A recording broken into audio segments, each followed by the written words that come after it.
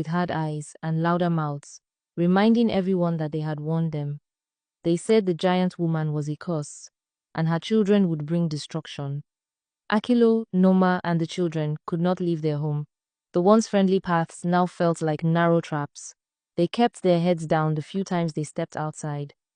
Children were told not to speak to them. Neighbors shut their doors on them. The elders called a meeting under the great tree. Everyone came and sat in circles, arms folded, eyes watching. The question was simple: what should be done? Some asked for patience. Others demanded action. It became clear that, though not everyone agreed, more people now wanted the family gone. That evening, Akilo, Noma, and their children came to the square. They knelt before the elders and before the crowd. Noma wept openly. Her hands shook. She begged for forgiveness.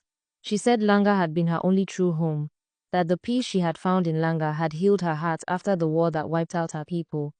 Akilo bowed his head, and the children cried. But sorrow could not raise the dead. And the boy who struck the killing blow was still missing. That made it worse. So the elders stood, and the oldest among them spoke with a heavy heart. The family must be exiled. They were to leave Langa at first light. There was silence. Then some murmured in agreement. Others looked away. Noma broke down. She clung to the earth. She pleaded, but it was too late. One elder turned to Akilo and said he could stay, if he wished. After all, he was still one of them. But Akilo only stood up and said nothing. His eyes, once full of strength, were dim. There was no world where he would abandon his family. So at dawn, Akilo, Noma, and their 8 children left the village of Langa.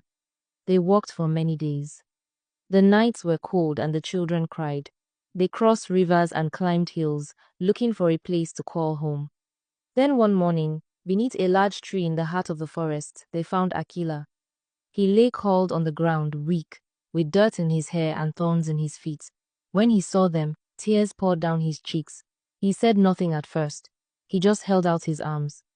He was happy to see them, but ashamed. Ashamed that because of his hands, his family had lost their home. His voice broke as he tried to speak, but his parents said nothing, not out of anger, but because their hearts were already too full. Together, they lifted him up and continued walking. After days of wandering, they found a quiet place by the ocean. The land was soft and green, with tall trees, singing birds, and waves that touched the shore like a lullaby. They built new homes and settled there. Back in Langa, the gates were closed for good. No one unlike them was ever allowed in again. And maybe, just maybe,